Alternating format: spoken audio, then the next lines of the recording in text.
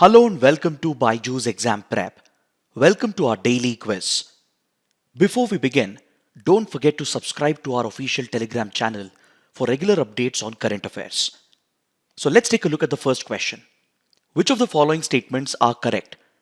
Registration of births and deaths is compulsory under the Registration of Birth and Death Act 1969. Violating the Act is a punishable offence. The Ministry of Home Affairs is upgrading the civil registration system to enable registration of births and deaths in real time with minimum human interface. Now, before we answer this question, let's understand why this topic is in news and talk about the Registration of Birth and Deaths Act of 1969. See, this important topic is in news because according to this article in the Hindu, the Government of India is looking to make birth certificates mandatory for securing jobs and even for procuring driving licenses, passports, voter ID cards and Aadhaar card. Currently, under the Registration of Birth and Death Act 1969, it is compulsory to register every birth and death in the country. And any violation of the Act is treated as a punishable offence. But however, under the current system, the entire process of registration of birth and death and the maintenance of this database is being handled by the respective municipalities and the states.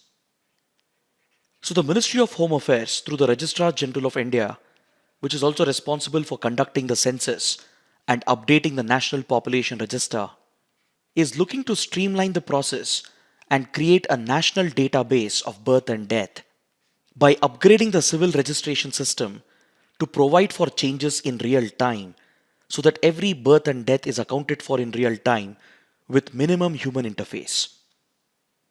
This is said to be the first step by the MHA in creating a ready database of the citizens and residents of the country, which would further enable the MHA in the census exercise and as well as in updating the National Population Register.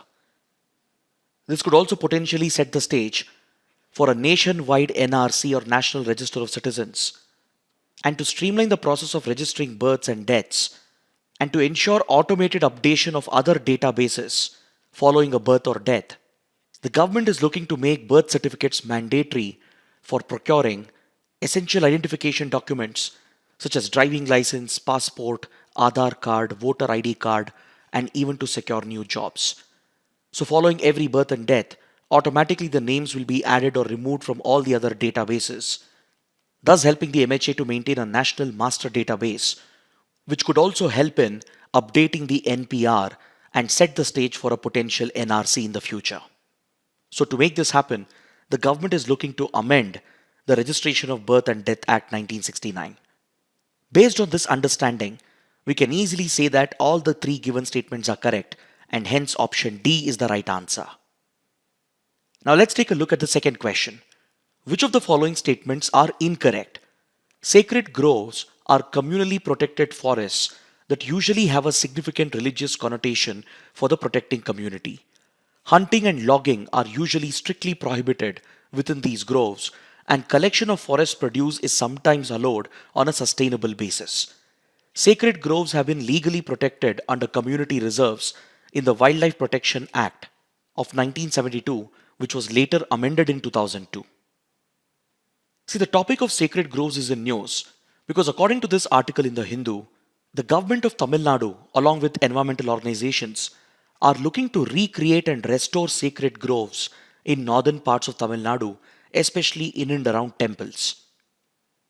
Sacred groves actually have a very rich history and date back to several centuries, and it happens to be a traditional indigenous practice where local communities are known to cultivate and protect small patches of forests, usually in and around places of worship. These forests could be very small, or it could even stretch to several square kilometers in area. The local communities often worship the forests by associating them with a deity, and they are often protected by the community as a part of the temple forest. This is not just limited to Hinduism, but it can also be seen at sites of worship related to Buddhism, Jainism, and Sikhism as well. This age-old practice at the community level shows the respect of the communities towards the environment and forest as they know that their livelihood, their sustenance is drawn from the nature. So this is the way of the community returning it back to the nature by protecting these forests and by worshipping them. In these sacred groves, hunting and logging would be strictly prohibited, and even collection of forest produce sometimes could be prohibited. But in some exceptional cases, collection of forest produce like fruits and honey might be permitted on a sustainable basis. These sacred groves actually play a very important role in conservation, and it is home to a very rich biodiversity as it becomes host to a wide variety of threatened species of flora and fauna. In fact, many endemic threatened trees and plants, along with several animals, birds, etc., find home in these sacred groves, and as a result, these community forests play an important role in conservation. Over the years, these sacred groves have been destroyed, first due to colonial exploitation, and later due to industrial exploitation and urbanization. So, the government of Tamil Nadu is looking to restore some of these sacred groves in northern Tamil Nadu, and these community forests are protected as part of community reserves under the Wildlife Protection Act. So all the three given statements are correct, and since there are no incorrect statements, option D would be the right answer. Now coming to the third question, the Gutti Koya tribe is mainly found in the states of Jharkhand, Telangana, Andhra Pradesh, or both Telangana and Andhra Pradesh. See, the Gutti Koya tribe is in news because just a few days back, the tribe has been accused of killing a forest official in Telangana. The Gutti Koya tribe is one of the subsects of the larger Koya tribe, which is found across Telangana, Andhra Pradesh, Chhattisgarh, and Odisha. Members of the community often speak the Koya language, which is a Dravidian language, and they have a very unique culture and economic lifestyle associated with them. The Gutti Koya tribe, which is one of the subsects of the larger Koya tribe, is today mainly found in Telangana and Andhra Pradesh, especially around the Godavari and Sabari river belt. In these states, they are recognized as scheduled tribes and they are considered as settled cultivators, and they mainly grow millets such as jowar, bajra, etc. They practice the traditional form of slash and burn cultivation, locally known as Podu cultivation, but many members of the Gutti Koya tribe do not speak the Koya language and they have adopted Telugu more or less as their mother tongue. The Gutti Koya tribe was also found in Chhattisgarh until 2005, but following the creation of Salwa Judum by the Chhattisgarh government, which was a private armed militia sponsored by the state to target Naxals, the so-called special police officers or the Koya commandos of Salwa Judum, who were armed by the state and empowered by the state to target Naxals, would go on to settle their personal rivalries with other tribes, and Gutti Koya tribe became a target of Salwa Judum violence. When Salwa Judum was active in Chhattisgarh, it was accused of large-scale human rights violations, and later it was declared as unconstitutional by the Supreme Court. Now here, I would like to give you a small assignment. Can you read about this case in which the Supreme Court declared Salwa Judum as unconstitutional? It happens to be a landmark case, so please find out which case was it and post that in the comment section below. So following this targeted violence at the hands of Salwa Judum and even by Naxals, the Gutti Koya tribe from Chhattisgarh largely moved towards Telangana and Andhra Pradesh and settled in these parts. So now we can easily answer the question, and the right answer is option D. The Gutti Koya tribe is mainly found both in Telangana and Andhra Pradesh. Now let's take a look at the fourth question. Which of the following statements are correct? The Himalayan yak is found in India.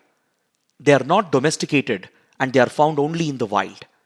The yak plays a multi-dimensional socio-cultural economic role for pastoral nomads.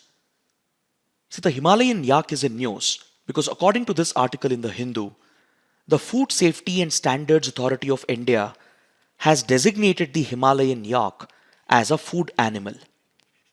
So by providing this tag, the Himalayan yak would be treated as a food animal, and as a result, its byproducts, which includes yak milk and meat, can be consumed and can be widely promoted as a commercial product. See, the Himalayan yak, which you can see in the image here, belongs to the bovine class, which also includes buffaloes and cattle. They are considered to be the descendants of the wild yak, and they are primarily found in the high altitude regions of China, Tibet, India, Nepal, and historically they were also found in parts of Bhutan, Pakistan, and as well as parts of Myanmar. But in these places, the Himalayan yak is rarely spotted, but it is commonly found in the high altitude reaches and low temperature regions of China, Tibet, India, and Nepal. These animals are uniquely adapted to extremely low temperature conditions. They can even tolerate up to minus 40 degrees Celsius. And the local communities and tribes in this Himalayan belt, they consume the milk and meat of the yak. So the Himalayan yak is widely domesticated across the Himalayan belt, but however, its numbers were declining due to the lack of market for its products. For many years, the National Research Center on Yak, which is based out of Arunachal Pradesh, was appealing to the Food Safety Standards Authority of India to provide the food animal tag to the Himalayan yak in order to promote its cultivation and also to create a lucrative market for its products. So amongst the given statements, the first and third statements are correct, and hence option C is the right answer. Now let's take a look at this question from the 2020 prelims paper. In Indian history, the Rakhmabai case of 1884 revolved around women's rights to gain education, age of consent, restitution of conjugal rights. See, the Rakhmabai case of 1884 was a legendary case during the colonial period that dealt with age of consent and restitution of conjugal rights in the context of child marriages which were widely prevalent in India. The case had nothing to do with women's rights to gain education. So the correct answer is option B, 2 and 3 only.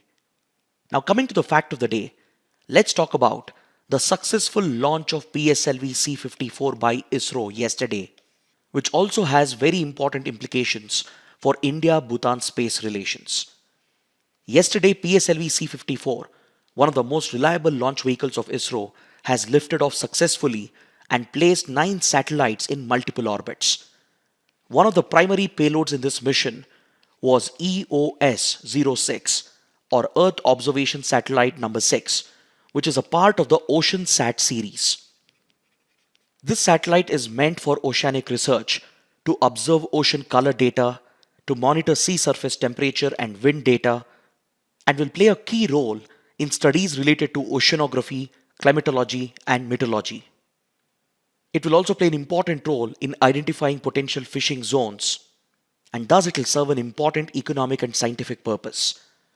So along with this primary payload, 8 small satellites were also launched during the mission. While 7 of these were for commercial vendors, one of this nanosatellite was a part of India-Bhutan joint collaboration in the space sector. This joint India-Bhutan nanosatellite, named as INS-2B, has helped Bhutan reach outer space with direct assistance from India. The satellite was jointly developed and built by India and Bhutan as a part of their space cooperation, and it is seen as an example of the close relations between the two countries. So with this, I would like to conclude my discussion, and if you found the initiative to be helpful, do support us by liking the video, share it with other aspirants, and don't forget to subscribe to our channel. Thanks for watching.